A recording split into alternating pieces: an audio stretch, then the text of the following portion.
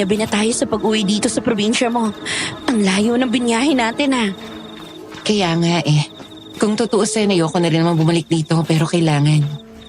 Ano nga kaya talagang nangyari sa tito mo no? Bigla na lang nawala. Kaya nga nandito tayo dala alamin natin. Ang nakarating sa aming balita, inaswang siya ng isang pamilya rito. Pero hindi tayo nakakasiguro. Alam mo naman sa trabaho natin, hindi tayo naniniwala sa sabi-sabi lang. Hanggat walang matibay na ebidensya, wala namang nakapagpapatunay na inaswang nga ang tito mo. Wala nga, yun lang ang sinabi sa amin ng kapitana dito. Pero hindi ibig sabihin na maniniwala na agad kami. Buo na ang loob kong alamin kung anong meron sa lugar na to. Hindi na bago ang pagkawala ng mga tao rito. At posibleng hindi matapos kay tito yung pambibiktima nila. Kaya gagawa tayo ng paraan. Sigurado ka ba dyan, Kim? Journalist tayo Hindi tayo superheroes. Baka sa sobrang pangingialam natin, tayo naman na mapahamak sa lugar na to. Hindi naman tayo mangingialam Maghahanap lang tayo ng katotohanan. Ay, okay. Sabi mo Nandito lang naman ako para samahan ka sa mga trip mo. Thank you, Cecil. Sino kayo? Anong ginagawa niyo rito sa lugar namin? Taga rito po ako. Pamangkin po ako na may-ari ng malaking lupain dito. Ano? Pamangking ka ni Antonio? Hindi ka na dapat nagpunta pa rito. Bumalik na kayo kung saan man kayo nanggaling. Delikado para sa inyo ang lugar na ito. Bakit naman po? Dahil kung hindi kayo aalis, baka kayo ang sumunod sa kanya. Aba, mukhang imbes na nostalgia ay iba ang bumungad sa ating mga bida. Delikado raw. Makikinig kaya sina Kim at Cecil sa sinabi ni Lolo? Hindi ba nakaka-curious naman kung bakit sila pinapaalis? Tsaka ano nga kaya ang nangyayari sa tito ni Kim Pero syempre, ang sabi nga sa kasabihan, curiosity kills a cat. At kapag curious ka sa isang bagay, mas lalo mong gustong malaman kung ano meron doon. Makikinig kaya sila sa matanda o hindi? Syempre hindi natin palalampasin yan. Kaya naman babasahin na natin ulit ang sulat na ipinadala ni sender. So here we go. Magandang araw. Ako po si Kim. Hindi ko tunay na pangalan. Gusto ko pong ibahagi ang karanasan kong ito na nangyari noong 2005 sa Leyte. Bumalik po ako kasi sa probinsya kung saan lumaki ang papa ko. Matapos mabalitaan na biglang nawala ang tito ko na nagmamay-ari ng malaking lupain doon. Hindi po kasi ako naniniwala sa mga bali-balitang kumakalat noon sa lugar. Dahil wala naman silang maipakitang proof sa amin na nagpapatunay na inaswang ang tito ko. Basta bigla na lang to nawala na parang bula. Bilang isang mamamahayag, naghahanap lang naman po ako ng katotohanan. Sumama ang kaibigan kong si Cecil dahil gusto niya raw ng adventure. Idagdag na rin doon ang thrill dahil para daw kaming investigator sa ginagawa namin. Pagkarating pa lang namin doon, sinalubong na agad kami ng isang matanda na pinauuwi na kami. Ang matandang yon ay kabilang pala sa pinagbibintangan ng mga taong may sala sa pagkawala ni Tito Antonio. Pasensya na po pero hindi po kami aalis. Kaya po kami dito para malaman kung ano totoo nangyari sa tito ko. Gusto niyong malaman kung ano totoo? Hay nako, kahit sino ang tanugin niyo sa baryong ito, isa lang ang makukuha niyong sagot. Kinuha siya ng aswang. Inaswang ang tito mo at tiyak na kapag nalaman ng aswang na yon na nandito kayo para hanapin ang isang taong biniktima niya, malamang isusunod niya na kayo. Hala, bumalik na kaya tayo na Maynila, Kim. Natatakot na ako. Ano ka ba naman, Cecil? Natatakot ka kaagad? Baka tinatakot lang tayo ni Lolo. Hindi ko kayo tinatakot. Nagsasabi ako ng totoo. May aswang talaga sa lugar na to at huwag nyo nang hintayin na makita nyo pa siya bago kayo maniwala sa akin. Totoo man po hindi, wala akong pakialam. Nandito po ako para sa tito ko. Hindi ako aalis hanggat hindi ko nalalaman kung ano talaga nangyari sa kanya. Ayoko maniwala sa mga haka-haka. Kayo ang bahala. Basta ako, pinaalalahanan ko lang kayo. Basta kapag may nangyaring masama sa inyo, hindi kayo kargo ng kahit sino rito sa lugar na to. Lo, kanina ko pa kayo hinahanap. Umaano pa ba kayo rito sa labas? At sino yung kausap nyo? Mga dayo, pamangkin daw ni Antonio. Ho?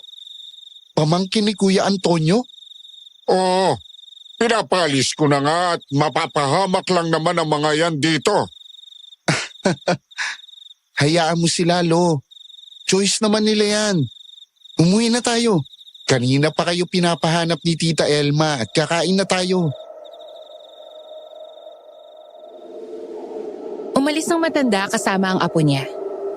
Likod na lang nila ang nakikita ko. Pero hindi ko maalis sa kanila ang paningin ko. Ang weird kasi ng dating nila para sa akin. Si Cecil sa kabila ng takot na nararamdaman sa sinabi ng matanda, bigla na lang nanginig. At nang lingunin ko siya, nakangiti siya ng matamis habang nakatingin pa rin sa papalayong maglolo. Cecil, uy, anong iningiti-ngiti mo dyan? Hindi mo ba nakita yung lalaki, Kim? Ang gwapo niya. Nakita ko. Ano naman ngayon? Okay lang pala kahit hindi na tayo umuwi. May nakita na akong pogi eh. Ano kayong pangalan nun, pati ni Lolo? Sayang, hindi natin natanong. Ay nako Cecil, ewan ko sa'yo. Halika na nga, lumalalim na yung gabi. Delikado sa dadaanan natin pupunta sa bahay ni Tito. Medyo masukal dahil malapit lang sa gupad nakatayong yung bahay nun. Ano? Baka mamaya bigla natin makaharap dun yung sinasabi nilang aswang. O bakit ngayon natatakot ka na? Ayos lang naman sa akin kung gusto mo nang umuwi. Basta ako, mag-i-stay ako rito. Ay, pasalamat ka Kim at malakas ka sa akin. Hindi ko rin naman kakayaning umuwi mag-isa tapos iiwan ka rito. Mag-aalala lang ako. Baka usigin lang ko ng konsensya ko kapag may nangyaring masama sa'yo rito. Sasamahan na lang kita hanggang kamatayan. Wala ka naman talagang choice dahil ganyan mo talaga ako kamahal, no? Oo, kaya pasalamat ka talaga na may kaibigan kang katulad ko. Tama na nga, naku. Ang dami mo naman sinasabi. Tara na. Humihikab na ang kasama ko habang papunta kami sa bahay ni Tito. Wala nang nakatira doon. Kasi hindi naman siya nagkaroon ng pamilya. Mabuti na lang may spare key si Daddy ng bahay ni Tito. Kaya may matutuluyan kami. May 6 na buwan na rin nung mawala si Tito.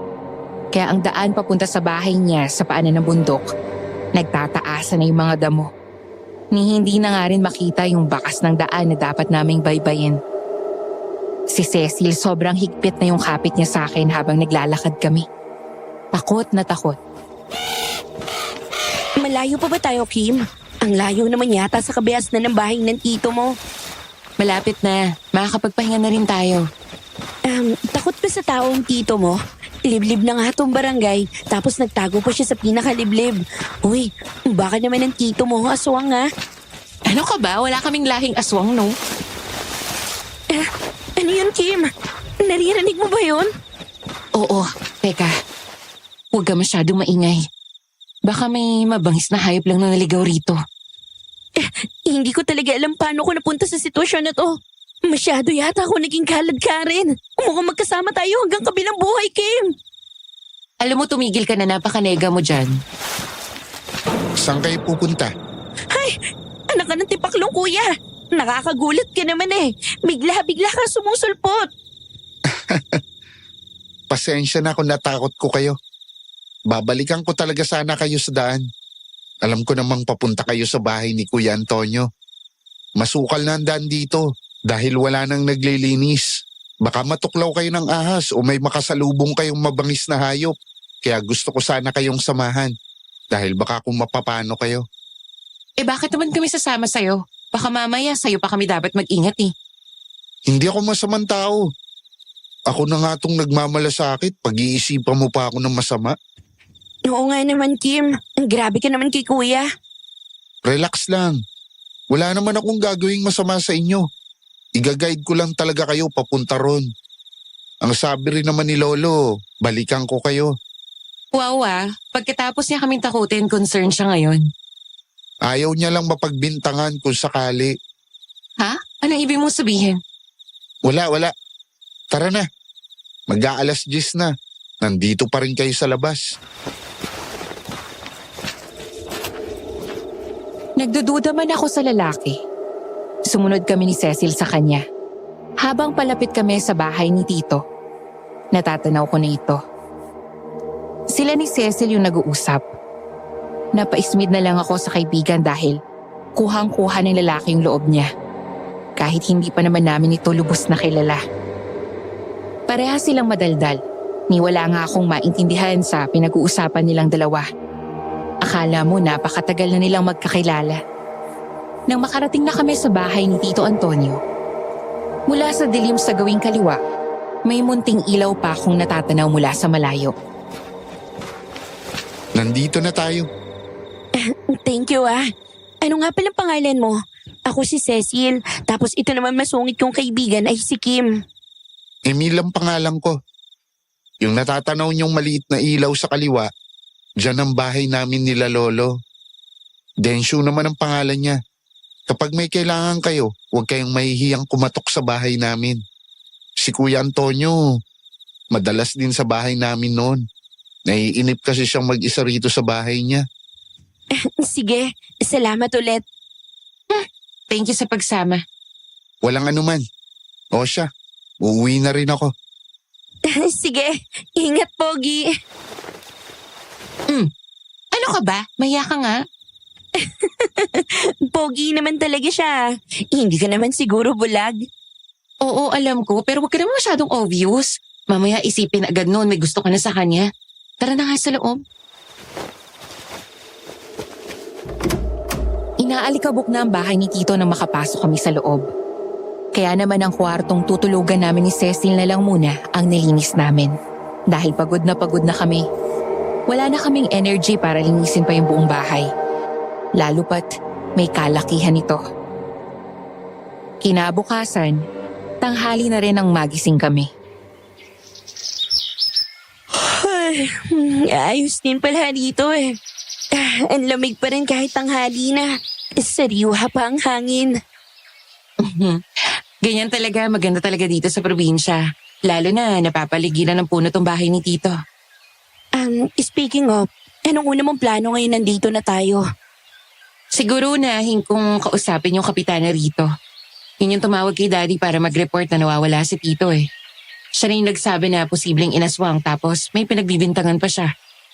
Oh, talaga? Sino naman daw? Taga rito rin daw. At ito pa, hindi lang daw isa, kundi isang angkan.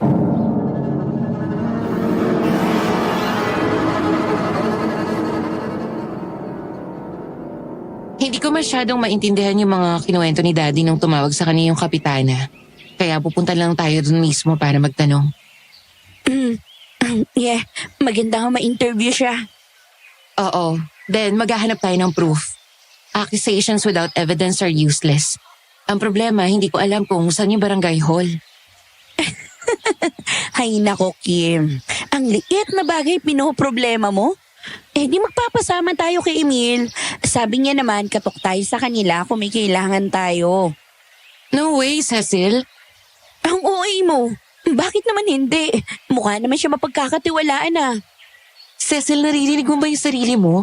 Kagabi lang natin siya nakilala. At ano namang masama kung humingi lang tayo ng direksyon? Magtatanong lang naman tayo kung nasaan ang barangay hall. Ewan ko. Kim, gusto mong malaman ng totoo, di ba? Gusto mong malaman kung anong nangyari sa tito mo. Oo. And then mas okay kung may taga rito tayong kasama. Kung may alam siya tungkol sa nangyari, mas madali nating mapapansin kung may itinatago siya. Wait, ibig mong sabihin gagamitin natin siya? And let's just say, we're keeping our options open. Hindi natin kailangan magtiwala agad. Pero pwede nating obserbahan. Fine. Ngayon na ba? Oo, bago pa magbago yung isip ko. Labag man sa loob ko, napilitan akong pumayag sa gusto ni Cecil. Hirap na hirap kasi ako magtiwala sa ibang tao. Lalo pat hindi naman kami pamilyar sa kahit na sino sa lugar na ito. Hindi namin alam kung ano yung tunay na intensyon ng isang taong kakakilala lang naman namin, kaya nag-iingat ako noon. Pagkatapos ng tanghalian, tinungo namin ni Cecil ang maliit na compound ng mga kubo na natatanaw namin. Malayo pa lang, dinig na namin ang mga batang naglalaro sa lupa. Nang makalapit kami, lahat sila nagsilingon. Kasalukuyang naghahasa ng itakang lolo ni Emil na si Lolo Dencio, habang may kausap siyang babae na nasa edad 40. Sino kayo? Anong ginagawa niyo rito sa lugar namin? Sila yung kinikwento ko sa yung mga dalaga na nakasalubong ko kagabi. Isa sa kanila ang pamangkin ni Antonio. Anong sadya niyo at naparito kayo? Magandang araw po sa inyo. Itatanong lang po sana namin kung nandyan ba si Emil. Magpapasama lang ho sana kami. Ang apo ko, nasa loob. Saan ba ang punta nyo at kailangan nyo pang magpasama sa kanya? Sa barangay hall po sana. Kakausapin namin si Kapitana tungkol kay Tito. Kung kay Kapitana ang tungo ninyo, wag niyo nang isama ang pamangkin ko. Po? Bakit naman? Oh, umaano kayong dalawa rito? Magpapasama raw sila sa barangay hall. Sasamahan mo ba? Pwede naman. Kung ayaw mo, ayos lang din naman. Itatanong lang namin kung saan yung daan papunta ron. Para hindi rin naman nakakahiya sa inyo. Hindi, ayos lang. Sasamahan ko na lang kayo. Baka maligaw pa kayo. Wala rin naman akong ginagawa. Sigurado ka ba dyan, Emil? Opo, tita. Walang problema. Mag-iingat ka kung ganon. Umuwi ka na rin agad paghatid sa kanila. Kaya naman siguro ng mga yan bumalik ng sila lang. Opo, tita. Huwag niyo po akong alalahanin at kaya ko ang sarili ko. Alis na po kami, Lo. Sige, mag-iingat kayo.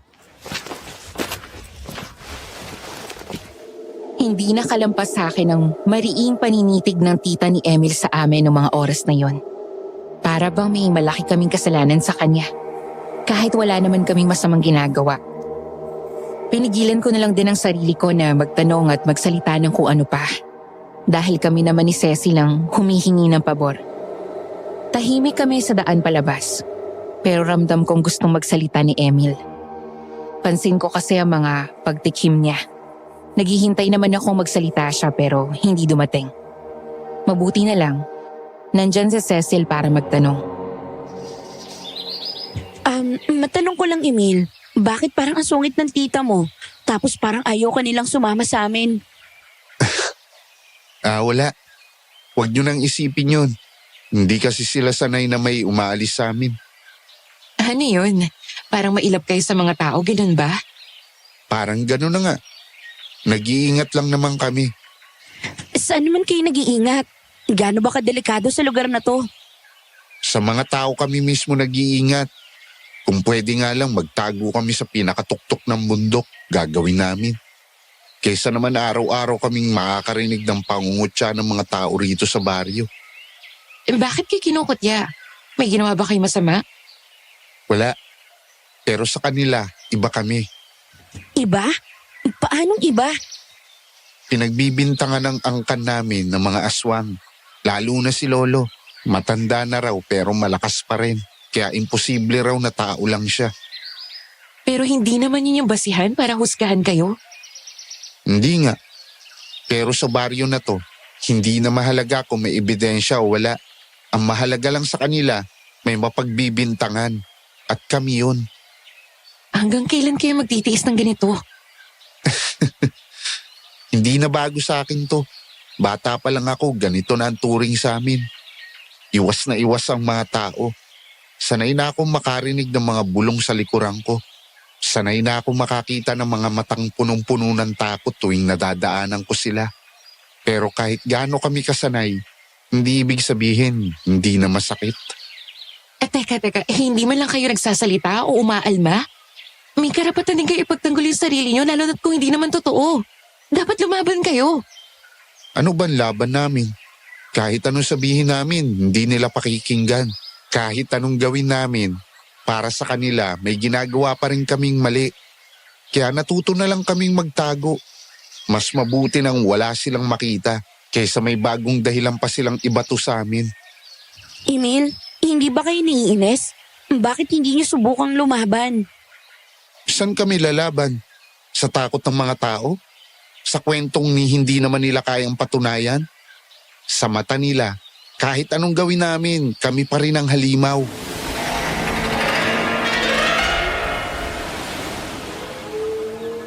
Hindi ko alam kung ano yung mas masahol. Ang matakot sa isang halimaw na hindi naman totoo. O gawing halimaw ang isang taong hindi naman dapat. Ngayon alam nyo na kung bakit. Kaya pala gano'n na lang ang tingin at pananalita ng tita mo sa amin.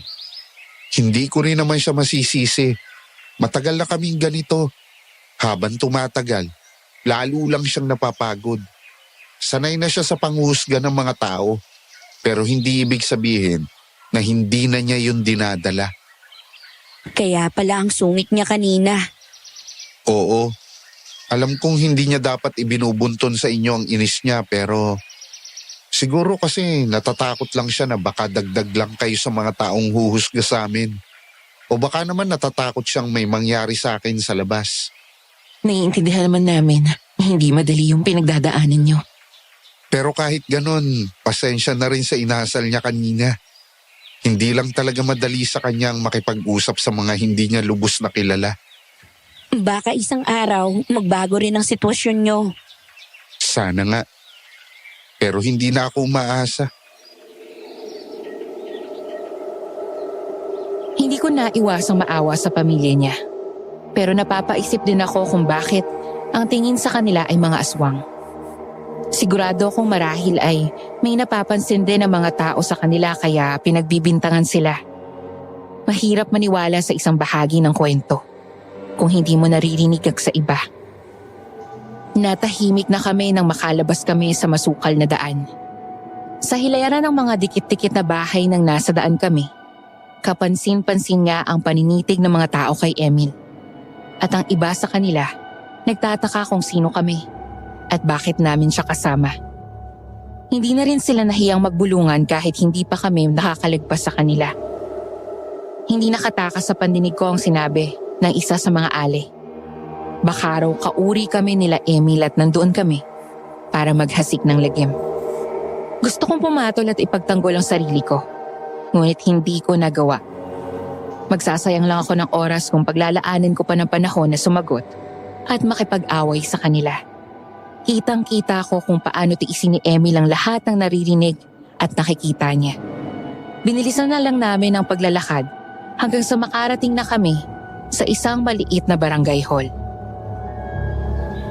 Salamat sa pagsama rito sa amin, Emila. Pwede ka nang mauna. Kaya naman namin umuwi ni Cecil mamaya. Oo nga, salamat Emil. Mas makakabuti nga siguro kung uuwi ka na. Hindi. Maghihintay na lang ako sa inyo rito. Magtatagal ba kayo? Hindi naman. Kakausapin ko lang naman saglit ang kapitana rito. May ilang katanungan lang naman ako. Kung ganon, maghihintay na lang ako. Sige na, pumasok na kayo sa loob. Nandiyan naman si Kapitana Susan. Hinayaan na lang namin si Emil. Nakatayo siya roon at nakasandal sa pader. Kumatok ako ng 3 beses sa pinto hanggang sa pagbuksan kami ng isang babae na nasa edad 50 pataas. Imbis na sa amin mapunta ang tingin niya, agad na dumako ang mga mata niya kay Emil na tahimik na naghihintay. May panghuhusga agad ang tingin niya rito. Magandang araw. Anong sadya niyo rito sa barangay? Magandang araw din po, Kapitana. Ako po si Kim at ito naman yung kaibigan ko si Cecil. Nandito po sana kami para magtanong tungkol sa tito kung nawawalan na si Antonio. Ah, pamangkin ka ni Antonio? Sige, pasok kayo ng kaibigan mo rito sa loob. Marami tayong pag-uusapan. Maupo kayo. Pasensya na at medyo magulo pa rito sa loob. Marami kasi akong inaasikaso. Pero may oras naman ako para sa inyo. Salamat po, Kapitana. Hindi rin naman po kami magtatagal. May mga gusto lang po sana akong linawin at itanong sa inyo. Sige, pero bago ang lahat, hindi na rin ako magpapaligoy-ligoy. Bakit kasama ninyo ang binatang yon? Hindi nyo ba alam na pinapahamak nyo ang mga sarili nyo sa pagsama sa kanya? Halos sabay kaming nagkatinginan ni Cecil sa sinabi ni Kapitana Susana. Napansin ko ang pag-aalinlangan sa mukha niya. Pero kita rin ang bahagyang inis sa paraan ng pagsasalita niya tungkol kay Emil. Bakit niyo naman po nasabi yan, Kapitana? Ay, hindi niyo ba alam kung sino ang pamilya ng batang yon? Kung bakit iniiwasan siya ng mga tao rito? Dahil po pinagbibintangan silang mga aswang. Tama, at hindi lang basta haka-haka yan, Iha. Matagal nang kinatatakutan ng ang kanila Emil, lalo na ang lolo niyang si Densyo. Bakit naman po, may ginawa ba siyang masama? Ang lolo niyang yan ay matanda na, pero hindi nanghihina at hindi rin nagkakasakit. Hindi ba dapat imposible ang ganon? Pero hindi naman yung sapat na ebidensya na aswang siya, Kapitana. Hindi lang yan, Iha. Maraming beses nang may nawala sa baryong to at ang pamilya nila Emil ang laging nasisilipan ng mga kakaibang kilos. Anong klaseng kilos? Laging sarado ang bahay nila. Kung may lumalabas man, parang takot na baka may makakita sa kanila. Wala silang nakakalubilong tao at tuwing may nawawala, tila ba hindi sila apektado. Baka ayaw lang nila makailam, baka gusto lang nila umiwas sa gulo. Iba ang tingin namin doon. Tama na po muna tayo sa usapan tungkol sa kanila. Pwede po bang balikan natin kung anong sinadya namin dito? Paano niyo napansin na nawawala ang tito kong si Antonio? Mahigit 1 linggo na siyang hindi nagpapakita. Hindi normal yun para sa kanya. Lalo pat may negosyo sang inaasikaso sa bayan. At huli niyang nakitang may kasama na isa sa mga kamag-anak ni Emil. At paano niyo naman po nasabing inaswang siya? Ay, dahil sa kwento ng ilang nakakita, may narinig silang mga sigaw mula sa isang bahagi ng kagubatan malapit sa bahay nila Emil nung gabing nawala ang tito mo. Paanong nauugnay yun sa pagkawala ni Tito Antonio? Ang pamilya nila Emil ang pinakauling nakasama niya. Matagal nang malapit si Antonio sa kanila, lalo na ang tita niya. Ang tita niyang si Elma, may gusto noon sa tito mo. Ano?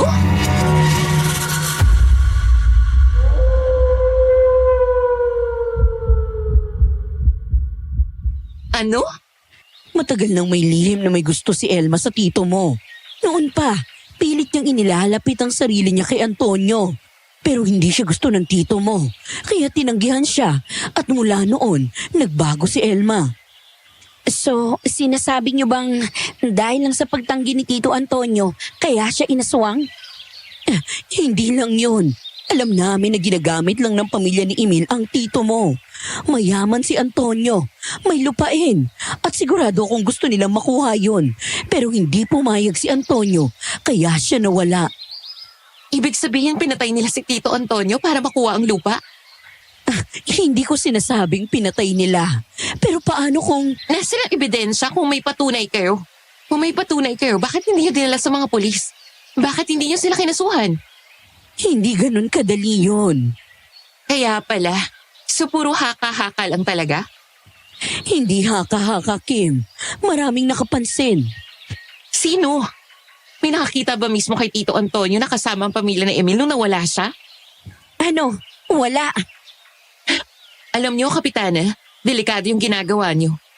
Ang pagbibintang na walang matibay na ebidensya ay mas panganib pa kaysa sa tinatawag niyong aswang. Kung may ebidensya kayo, ilabas niyo. Pero kung wala, baka mas dapat nating pag-isipan kung sino ang totoong halimaw rito. Maraming makakapagsabing aswang talaga sila. Lahat ng ebidensya patungo sa kanila. Ano bang ebidensya? Wala nga kayo maipakita. Yung mga testigo. May testigo ba talaga nakakita sa kanila? Dinukot si Tito Antonio? Wala. Pero may nakakita bang may ginawang masama ang pamilya nila Emil kay Tito Antonio? Wala rin. Pero... May nahanap ng katawan? May bakas ba ng dugo? May konkretong ebidensya na nagpapatunay na sila nga may kinalaman sa pagkawala ni Tito Antonio? Wala pa. Pero hindi ibig sabihin na inosente sila. Kung wala po kayong matibay na ebidensya, paano kayo nakakasiguradong sila nga ang may sala? Dahil sino pa bang ibang pwedeng gumawa nun? Paano kayo nakakasigurado na walang ibang posibleng may kasalanan? O baka naman, hinuhusgahan lang po sila dahil lang sa takot at chismis. Hindi lang ito basta chismis, Iha. Hindi nyo alam ang kasaysayan ng baryong to. Oo Totoo. Pero hindi rin po ako naniniwalang sapat ang kwento lang para idiin sila. Kung gusto po nating malaman ng totoo, dapat kahit papano may matibay tayong basehan. Ay, kung ganun. Kung gusto niyo mapatunayan na wala silang kasalanan, hanapin niyo ang tito mo. Kung buhay pa siya, o sige, palalayain ko ang pamilya nila Emil sa paratang. Pero kung hindi, Hahanap kami ng sagot. Pero gusto kong malaman, kung mapatunayan namin hindi sila ang may kasalanan, babawiin niyo ba lahat ng paratang niyo? oo. May mas magandang paraan para malaman ng totoo kaysa umasa lang sa pananakot. Hahanapin ko si Tito Antonio. At kapag napatunayang hindi sila ang may sala, aakuin niyo yung pagkakamali niyo. Nagkatinginan kami ni Cecil bago tuluyang lumabas ng barangay hall. Malamig ang hangin sa labas, pero ramdam ko ang init ng galit sa dibdib ko. Hindi ako sigurado kung ano ang totoo, pero isang bagay ang alam ko. Hindi ko hahayaang isang kwento lang ang maging batayan ng lahat.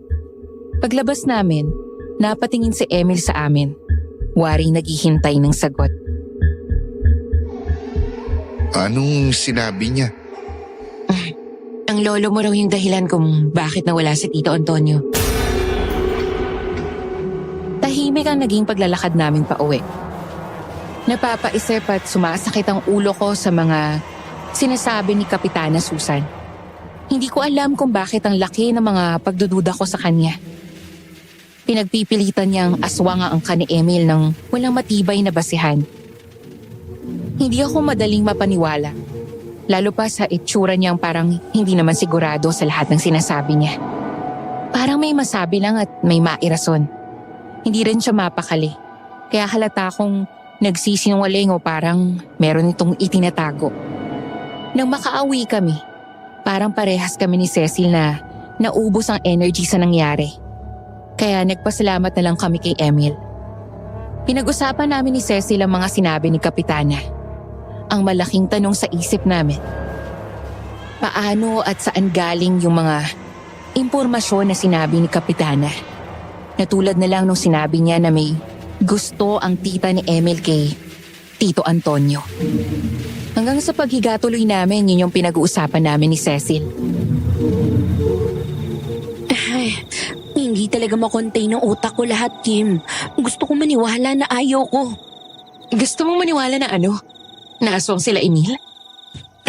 Parang ganon. Ang galing kasi maghabi ng salita ni Kapitana. Pero hindi sapat ang salita lang, Cecil. Hindi tayo pwedeng magpadala sa kwento ng walang matibay na ebidensya.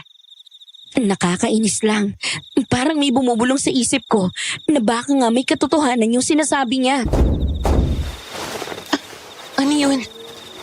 Narinig mo ba yun? Huwag mong sabihin. Shit! Ano yun? Sino yan? Huwag kang gumalaw. Baka kung ano yan. Napapikit kami ni Cecil na marinig ang isang malakas na pagbagsak sa lupa.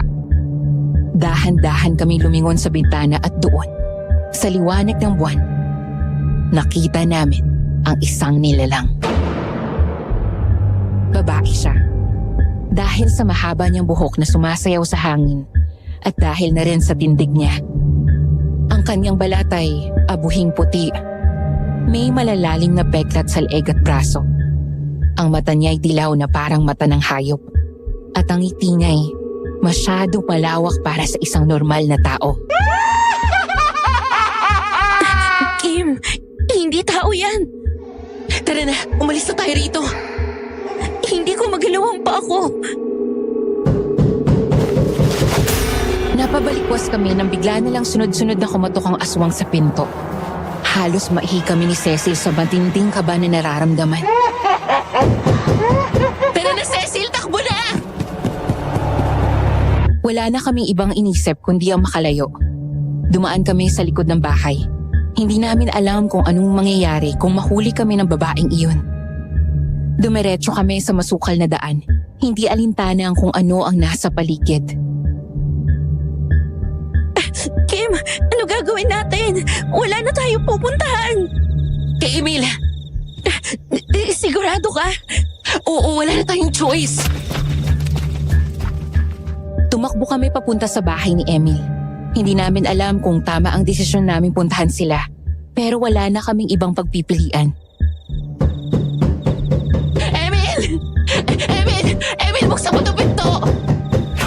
Anong nangyayari? Halos hindi kami makapagsalita sa sobrang hingal at takot. Hinawakan ako ni Emil sa braso at halatang kinakabahan sa itsura namin. Kim, Cecil, anong... Emil! May aswang! May aswang na humahabol sa amin! Napatingin kami sa madilim na gubat. Naroon pa rin siya, ang babaeng may dilaw na mata. Nakangiti pa rin pero ngayon, mas lumalabas ang mahabang pangil. Kailangan nating pumasok at magtago sa loob. Hindi ko alam kung ligtas pa kami ng mga oras na yon. Basta iyak lang kami ng iyak ni Cecil. Hindi ko mapigilan ang panginginig ng katawan ko. Yakap pa rin ako ni Emil. Mahigpit pero hindi sapat yun para mawala yung takot na bumabalot sa akin. Sa labas naririnig namin ang aswang. Paikot-ikot. Gumagapang. Tila hindi aalis hanggat hindi nakakapasok. Ayoko na, Kim. Aalis na lang tayo, please. Hindi tayo makakatakas. Kung aalis tayo, mas madali tayong masusundan. Napatingin ako kay Lolo Dencio na biglang lumabas mula sa isa sa mga kwarto. Sa kabila ng matanda niyang anyo, matibay ang tindig niya. Hawak niya ang patpat. Mahigpit at kita ko ang paninindigan sa mga mata niya. Hindi natin yan mapapalis ng basta-basta. Ano pong gagawin natin? Hindi kita papayagang makapasok sa pamamahay ko! Inugot ni Lolo Dencio ang isang maliit na supot mula sa kanyang bulsa. Binuksan niya ito at agad bumalot sa hangin ang amoy ng sunog na dahon at kung anong mabagsik na halamang gamot. Umalis na ba siya? Hindi pa. Pero masakit sa kanila ang amoy nito. Hinawakan ni Lolo Dencio ang patpat niya at sinimulang iguhit ang isang bilog sa sahig. Pabulong siyang nagdasal habang binibigkas ang mga salitang hindi ko maintindihan. Subukan mong lumapit at ikaw ang matatakot. Napasigaw ang aswang. Sa labas narinig namin ang malalakas na yabag papalayo.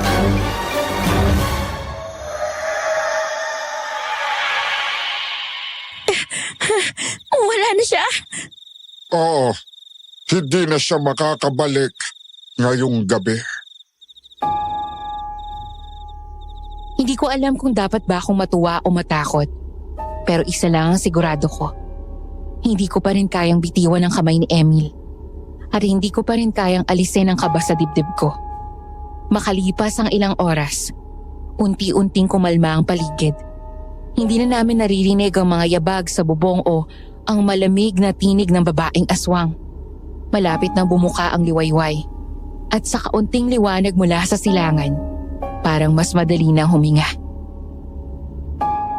Huwag kayong magpapadala sa takot. Hindi ito ang huling beses na susubukan nilang lumapit. Ano pong ibig niyo sabihin? Babalik pa sila? Kapag may pinuntiryang biktima ang mga yan, hindi sila basta sumusuko.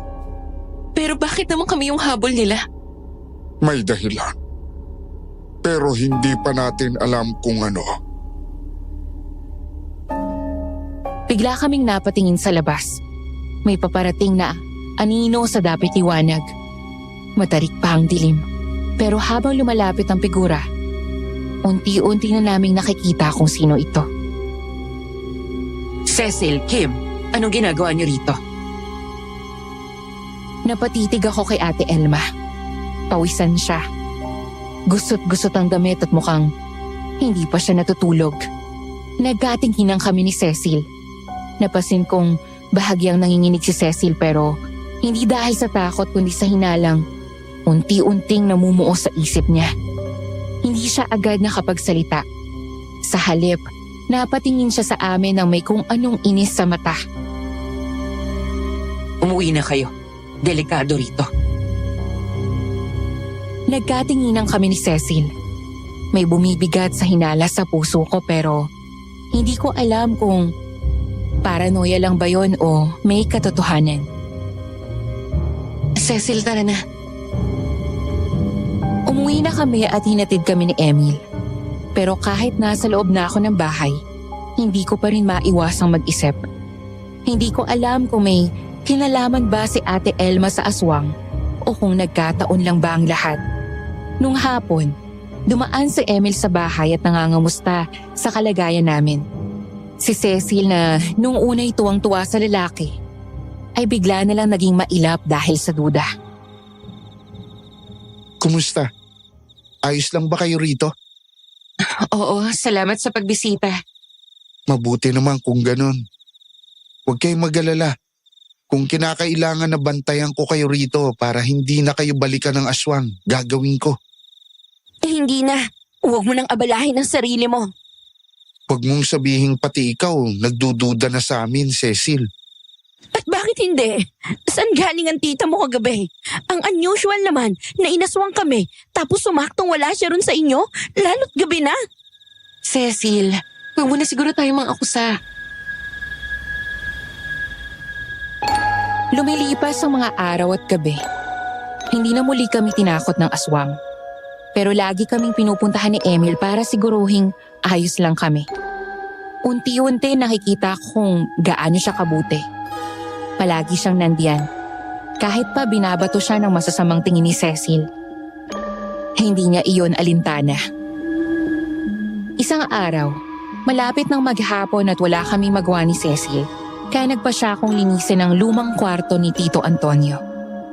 Pero hindi ko inaasahan ang matutuklasan namin. Sa ilalim ng isang lumang aparador, may isang kahon na puno ng papel. Karamihan ay luma na. Tila nilamon na ng panahon. Pero isang liham ang agad na napansin ni Cecil at binigay sa akin. Kim, tingnan mo to. Sulat kamay iyon ni Tito. Isang liham na hindi ko alam kung para kanino. Kaya naman nagpa siya akong basahin iyon. Ano to? Kung sino mang makakabasa nito, malamang ay wala na ako sa mga oras na to. May isang bagay na dapat malaman ng lahat. Ang tunay na aswang ay si Kapitana Susan. Nahuli ko siyang umaaligid sa bahay nila Elma isang gabi. Nang makita niya ako, nagbanta siya na kung hindi ako mananahimik, ako isusunod yung biktima. Hindi ko alam kung bakit niya sila tinutugis. Pero sigurado kung gusto niyang isisi sa kanila ang lahat. Kung may mangyari sa akin, tandaan mo to. Ang dapat niyong katakutan ay hindi ang pamilyang yon, kundi ang nasa itaas mismo ng ating baryo. Si Kapitana. Paano kung totoo yan, Kim? Paano kung kaya gusto niyang pagbintangan ng pamilya ni na Emil kasi gusto niyang pagtakpan ng sarili niya? Hindi agad ako nakasagot. Kung totoo ang sinabi ni Tito Antonio, ibig sabihin, maling-mali ang mga paratang kay Emil at sa pamilya niya. At mas lalong mali ang hinala namin kay Ate Elma. Kailangan nating malaman ang dahilan. Anong kasalanan ng pamilya nila kay Kapitana? Hindi ko alam, pero isa lang ang sigurado ko. Ano? Nasa panganib tayo.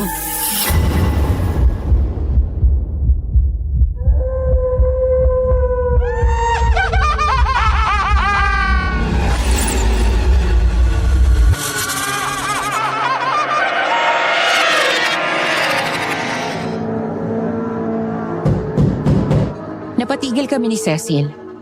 Bigla akong napatingin sa kanya. Tahimik kaming nagkatinginan. Sa labas ng pinto, may isang boses na malamig pero may bahid ng pagiging normal. Si Kapitana. Nasa labas ng bahay namin. Magandang hapon, mga iha. Pwede ba akong pumasok? Bago pa namin magawang tumanggi, bumukas na ang pinto. Pumasok si Kapitana na nakangiti. Isang ngiti na hindi ko magawang ipaliwanag kung mabuti o masama. Ano po yun? May lumabas na bagong impormasyon. May nahanap kami CCTV footage nung gabing nawala siya.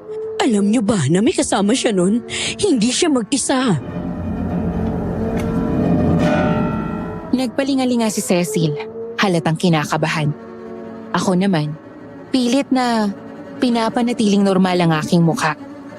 Pilit naming umakto na parang hindi namin alam na siya talagang may kagagawan ng lahat. Sino po ang kasama niya? Si Elma. Alam kong kaibigan niyo ang pamangkin niyang si Emil. Kaya gusto ko lang kayong tanungin. May nabanggit ba siya sa inyo? May napansin ba kayong kakaiba sa kanya? Wala po, hindi po namin alam. Oo, wala po siyang nabanggit. Ngumiti si Kapitana, pero may kakaiba sa titig niya. Parang sinusuri ang bawat galaw namin. At sa isang iglap, bigla niyang tinagilid ang ulo niya. Tila may napansin sa mesa. Muntik na akong napasigaw nang maalala ko ang sulat ni Tito Antonio. Hawak-hawak ko pa pala ito. Mabilis ko itong tinago sa likod ko pero huli na. Napatingin si Kapitana sa akin at ang ngiti niya ay nanatili. Pero kita ko ang pagdududa sa kanyang mga mata. Ano yun, Iha? Wala po. Sulat lang ni Tito na matagal na. Tahimik akong tiningnan si Kapitana bago siya muling ngumiti. Ganun ba? Sige, hindi ko na kayo istorbohin. Mukhang abala rin naman kayo rito. Mag-ingat kayo palagi ha. Lalo na't mukhang may nagtatangkang ilihis tayo sa katotohanan. Tahimik kami ni Cecil. Parehas na parang tumigil sa pagtibok ang mga puso namin at nakahinga lang ulit nang mawala sa paningin namin ng ginang. Walang gustong magsalita. Pero isang bagay lang ang sigurado. Alam ni Kapitana na may nalalaman kami. Hindi na kami nag-aksaya ng oras nun. Kailangan naming makausap si Emil at Lolo Dencio bago pa kumilo si Kapitana. Cecil, tara na. Kailangan natin sabihin to sa kanila. Alam ko, pero paano kung bigla niya tayong atakihin?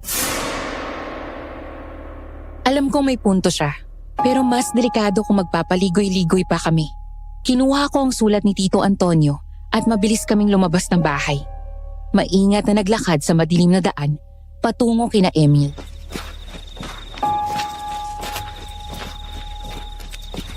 Pagdating sa bahay ni na Emil, pinagbuksan agad kami ni Lolo Dencio, halatang nag-aalala. Anong nangyari? Bakit nandito kayo at maggagabi na? May nalaman po kami. Si Kapitana, siya ang totoong aswang. Ano? May sulat kami nakita mula kay Tito Antonio. Ibinunyag niya ang totoo bago siya nawala.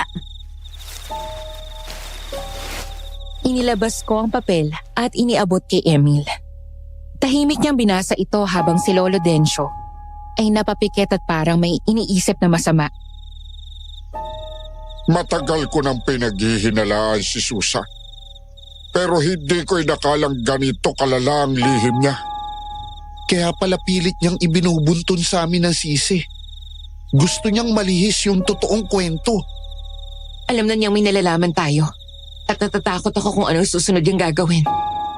Hindi natin siya pwedeng unahan sa pagkilos. Kapag nalaman niyang may ebidensya tayo ang mauunang mawala. So, anong gagawin natin? Hahayaan na lang natin siya? Hindi, pero kailangan nating mag-ingat. Naputol ang usapan namin nang biglang bumukas ang pinto at pumasok si Ate Elma, halatang galit. Ano na naman kaguluhan nito? Bakit nandito na naman kayo? Ate Elma, alam mo ba kung bakit nagpapakita ang aswang? Dahil hindi mo matantanan ng pag-uukay sa nakaraan. Bumalik ka pa talaga dito para alamin ang nangyari kay Antonio. Nagkatinginan kami ni Cecil at Emil. Hindi ko alam kung bakit ako ang sinisisi niya. Ate Elma, hindi natin pwedeng hayaang ganito na lang. Si Kapitana, siya ang tunay na kalaban dito. Kim, hindi mo naiintindihan. Napasigaw si Cecil nang may mabigat na bagay ang lumundag sa bubong. Napatingala kami at nangihina sa kaba. Anak ng... Nandito na naman siya. Huwag kayong gagalaw! Napatingin ako kay Ate Elma. Halata sa mukha niya ang matinding takot. Dapat hindi nyo na hinukay ang nakaraan. Napaatras kami. Ngunit sa halip na isang halimaw ang lumitaw sa harapan namin. Isang normal na tao ang nakatayo. Si Kapitana Susan. Nakasuot pa rin siya ng kanyang bestida. Maayos ang buhok pero ang titig niya malamig. Magandang gabi sa inyong lahat. Walang gumalaw. Walang nagsalita. Pero ramdam ko ang kilabot na bumalot sa buong katawan ko. Nakita niyo yun, di ba? Galing siya sa bubong. Oh, may problema ba doon? Hindi ako makapagsalita. Napailing si Ate Elma. Tila hindi makapaniwala sa katotohanang nasa harapan niya ngayon. Tama nga ang hinala ko. Dahan-dahang tumingin si Ate Elma kay Kapitana Susan. Hindi may tatangging may takot sa kanyang mga mata. Pero higit sa takot, naroon ang sakit. Sa loob ng maraming taon pinagmasdan kita. Gabi-gabi akong nagbabantay, nagmamanman.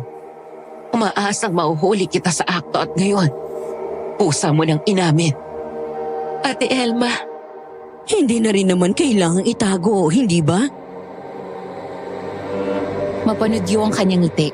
Para bang alam niyang wala na kaming magagawa.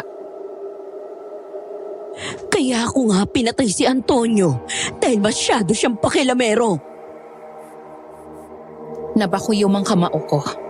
Sa likod ko ramdam kong naninigas si Cecil sa galit. Samantalang si Ate Elma, nanginigat ng hina. hindi. Hindi. Hindi. Umiling siya.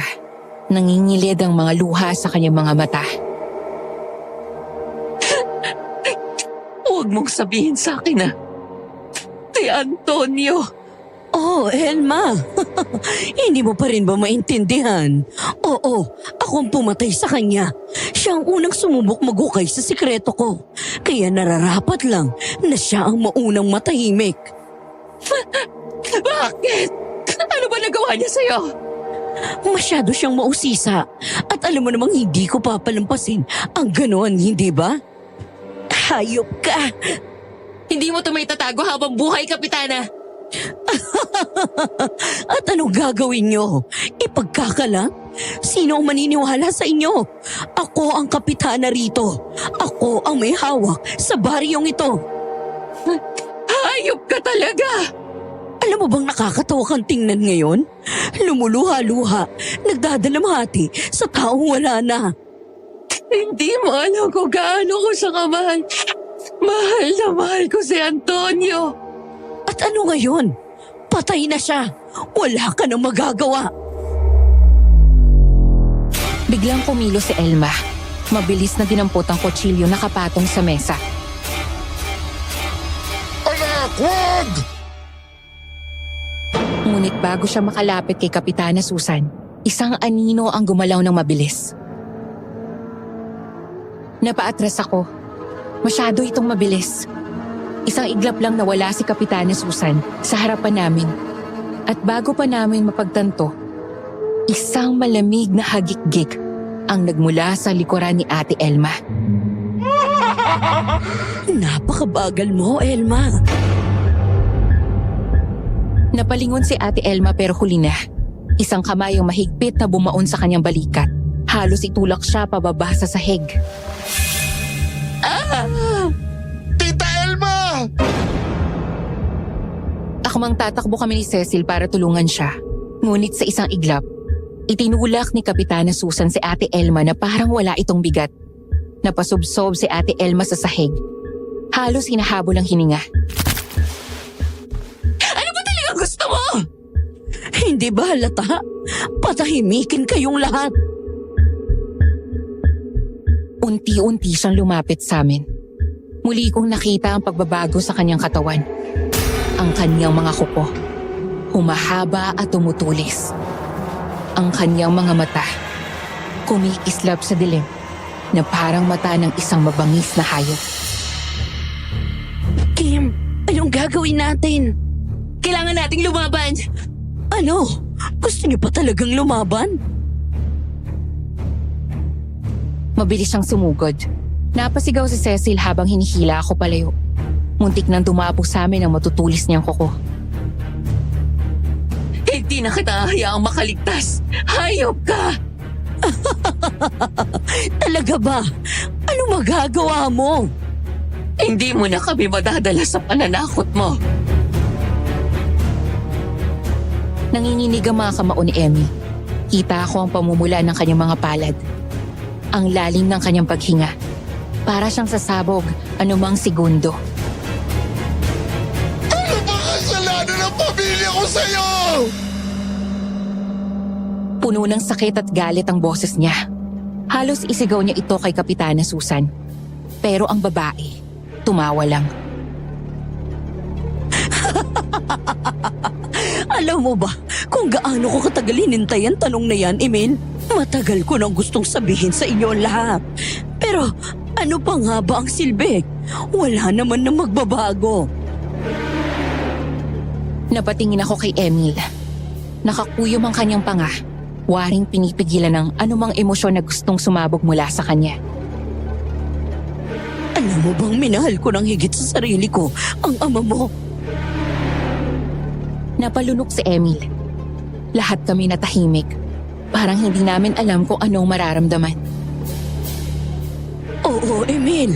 Ako ang unang babaeng minahal ni Goryo. Pero anong ginawa niya sa akin? Umakbang siya palapit. Unti-unting nawawala ang tawa sa kanyang mukha. Napalitan ito ng matinding hinanakit. Itinago niya ako sa lahat. Sa pamilya niya, sa mga kaibigan niya, sa buong baryo. Wala ni isa nakakaalam tungkol sa amin. Ako ang sikreto niyang ayaw niyang ipaalam sa mundo. Hindi totoo yan. Hindi mo pa rin gets. Kahit ang sarili mong lolo, hindi niya alam. Dahil walang sinabihan si Goryo. Kahit ako, hinayaan ko lang. Dahil mahal ko siya. Pero ano ang kapalit ng pagmamahal kong yon? Isang araw, nalaman ko na lang na may iba na siya. At hindi lang basta-basta. Isang taong pinagkatiwalaan ko. Isang taong itinuring kong kaibigan. Hindi. Oo, Elma. Ang nanay ni Emil. Si Nora. Ano? Hindi mo alam ano. Walang nakakaalam. Nalaman ko na lang isang araw na buntis ni Goryo ang nanay mo. At sa isang iglap, ako lang naiwang walang halaga.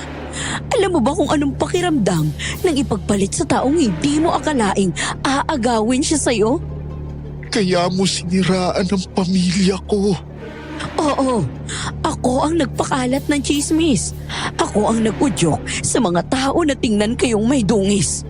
Sa bawat bulong, sa bawat kwentong hinabi ko, unti-unting nasira ang pangalan ng pamilya mo. Wala kaming kasalanan sa'yo. Pero hindi sapat ang pagkamuhi ng tao. Kaya ako na mismo ang gumawa ng paraan. Ako ang pumatay sa mga magulang mo, Emil. Ikaw? Oo, ako. Nakakatawa, hindi ba? Si Goryo at Nora ang nagkasala sa akin. Pero buong pamilya niya ang nagdusa. Masarap sa pakiramdam. Hindi mo alam kung anong pinagdaanan ko dahil doon! At ano naman ngayon? Halos sumabog ang ulo ni Emil sa galit. Kita ko ang pamumula ng kanyang mukha. Ang pagkuyom ng kanyang mga kamao na halos mabutas na ang kanyang palad. Wala nang babalik, Emil. Ang pamilya mo, ang pangalan nyo, ang nakaraan. Tapos na ang lahat. Muling lumiwanag ang kanyang mga mata. At sa isang iglap, ang anyo niyang tao ay biglang nagbago. Lumaki ang kanyang mga kamay. Humaba ang kanyang mga kuko. At sa harapan namin, ang halimaw na matagal na naming kinatatakutan. Ngayong alam niya na ang lahat. Wala nang dahilan para buhayin pa kayo. Napatingin ako kay Emil, kay Cecil, kay Ate Elma, kay Lolo Dencio. Lahat kami nasa bingit ng kamatayan. Kailangan namin gumawa ng paraan bago maging huli ang lahat. Hindi ako makagalaw. Hindi ako makapagsalita. Kahit si Cecil hindi rin makaimik. Ang daming emosyon sa loob ko. Takot, galit, pagkabigla. Pero hindi ko kayang iproseso ang lahat. Si Emil lang ang nakagalaw. Siya lang ang bumigay. Pinatay mo mga magulang ko. Yumuko siya, nanginginig, mahigpit na nakayakap sa sarili. Para bang sinusubukan niyang pigilan ng sakit. Pero hindi niya magawa. Iyak siya ng iyak. Hindi na alintana kung sino ang nakakarinig. Pinatay mo sila. Pinatay mo mga magulang ko. Hindi ba dapat matagal mo nang naisip yan, Emil? Matagal ko na kayong gustong pahirapan. At ngayong tapos na, alam niyo na ang katotohanan. Ano pang silbi niyo? Hindi ako makagalaw. Napaatras ako habang si Kapitana Susan ay mabilis na dumaan sa pagitan namin. Napayakap sa akin si Cecil sa takot. Wala tayong laban sa kanya. Hindi ko hahayaang matapos ito ng ganito. Nagulat kaming lahat nang biglang lumitaw si Lolo Dencio mula sa likuran. Sa kanyang mga kamay, isang bungkos ng bawang at isang bote ng asin. Oh, Dencio, anong balak mong gawin, ha? Hindi nagsalita si Lolo. Sa halip, hinagis niya ang asin sa harapan ni Kapitana Susan. Napaatras si Kapitana Susan, nanginginig sa galit.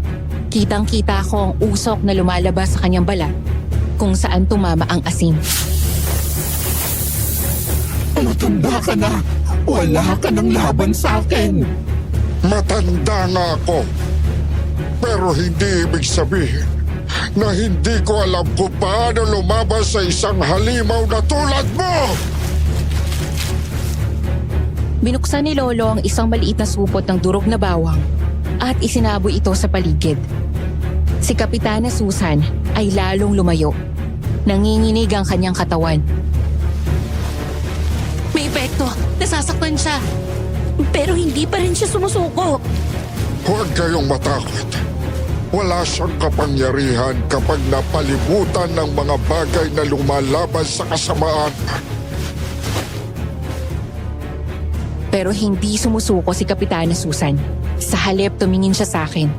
Diretso sa akin at napangiti. Ikaw ang may kasalanan nito, Kim. Tulad ni Antonio, pakialamera ka. Bago pa ako makagalaw, hinila niya ako palapit sa kanya.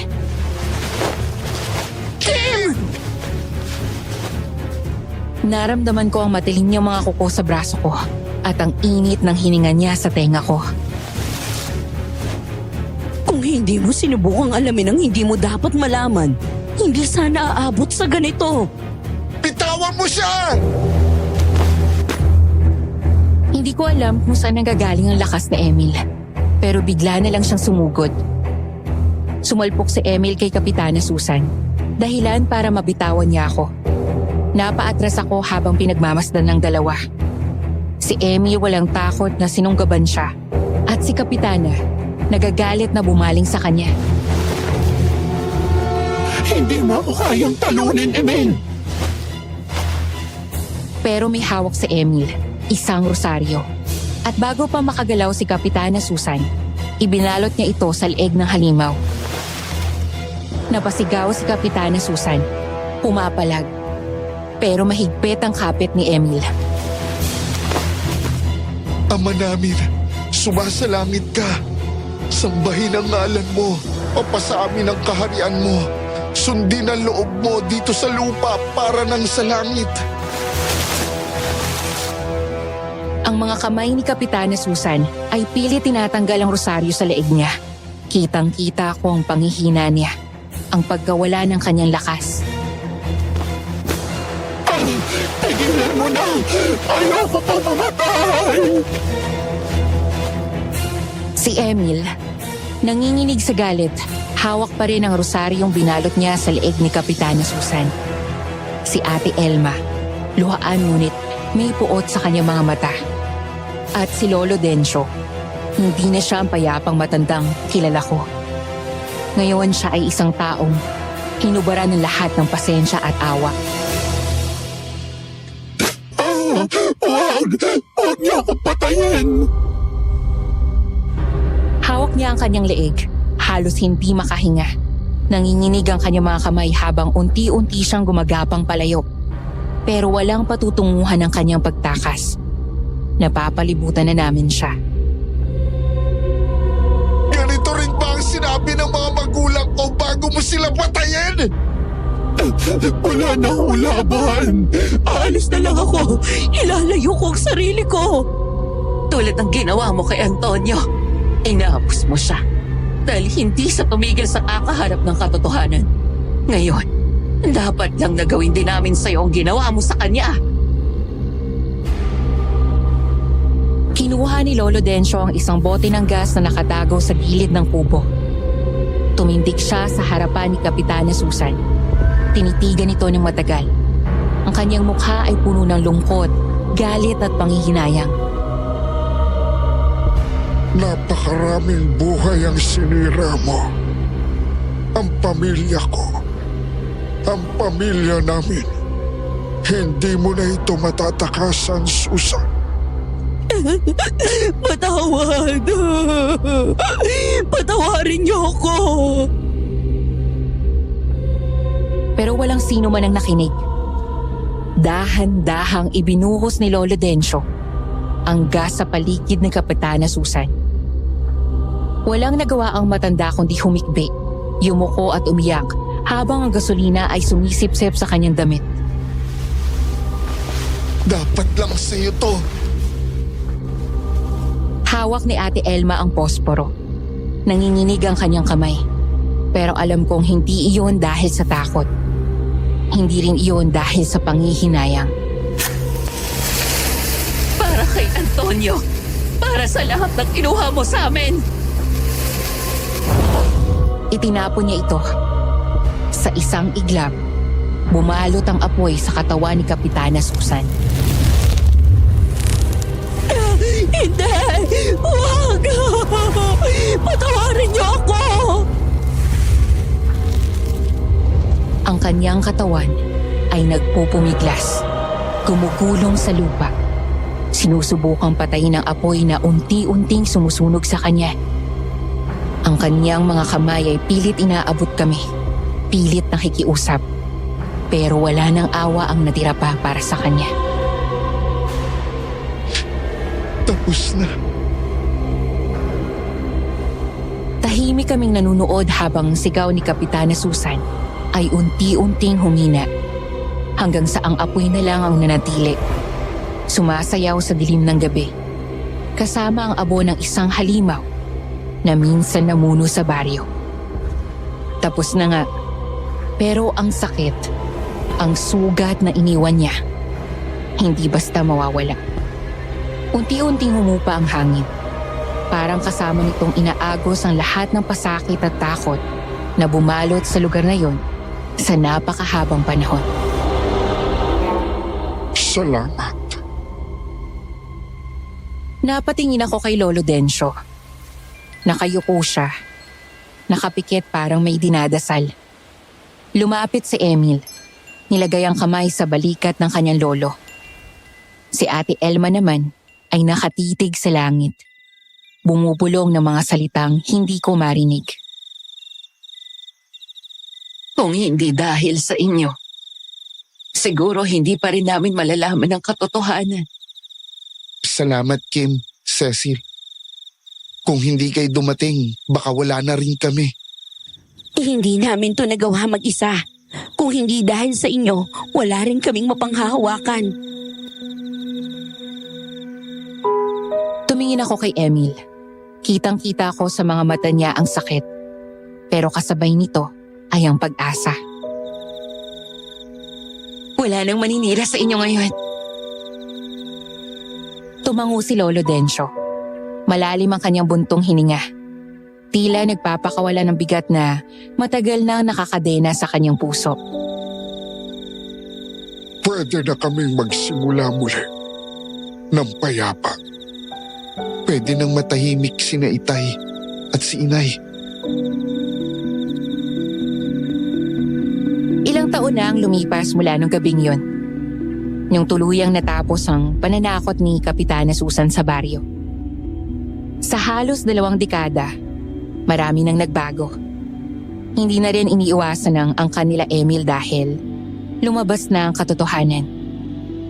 Dahil sa amin ni Cecil, nalaman nila kung anong totoo. Pero kung hindi dahil kina Emil, Ate Elma at Lolo Dencio, hindi namin malalabanan si Kapitana. Ang laban na yon ay hindi lang laban namin, kundi laban ng buong baryo. Laban ng mga naiwang sugatan ng nakaraan. At sa panahong lumipas, natutunan kong hindi lahat ng halimaw ay may matatalas na pangil at dugo ang mata. Minsan ang halimaw ay nagtatago sa likod ng ngiti, sa ilalim ng kapangyarihan, at sa loob ng pusong puno ng hinanakit. Pero higit sa lahat, natutunan kong hindi kailangang mag-isa sa laban. Ang katotohanan na gaano man kahirap tanggapin ay isang bagay na dapat hindi ikinakatakot. Dahil sa dulo ng bawat madilim na gabi, may umagang darating. At sa umagang iyon, may naghihintay na bagong simula.